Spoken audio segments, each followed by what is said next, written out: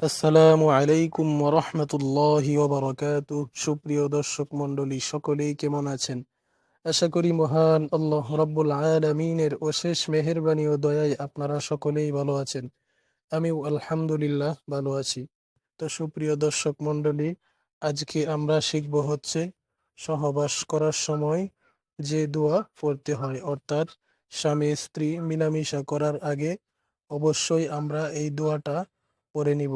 না হলে দোয়া না পড়লে শয়তান আপনার স্ত্রীর দিকে নজর দিতে পারে এবং আপনার সন্তান প্রতিবন্ধীও হতে পারে। তো সুপ্রিয় দর্শক মণ্ডলী, মনোযোগ সহকারে আমরা সহবাসের এই দোয়াটি সহিশুদ্ধভাবে শিখব ইনশাআল্লাহ।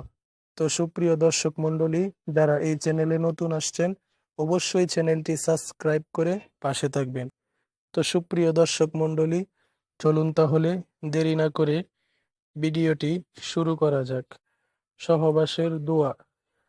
আল্লাহুম্মা আল্লাহুম্মা আল্লাহুম্মা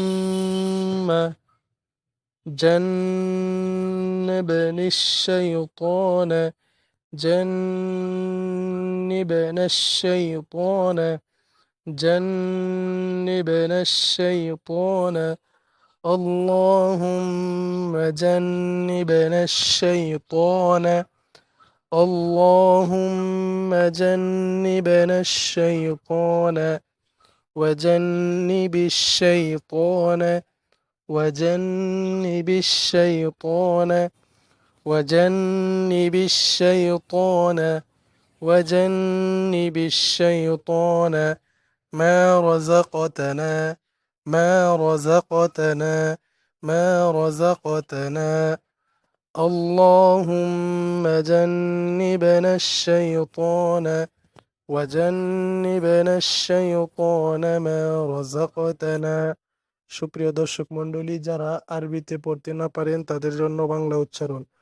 আল্লাহুম্মা জান্নিবনা শাইতানা ওয়া জান্নিবিশ শাইতানা মা রাযাকতানা মা রাযাকতানা মা রাযাকতানা আল্লাহুম্মা জান্নিবনা শাইতানা ওয়া জান্নিবিশ শাইতানা মা রাযাকতানা।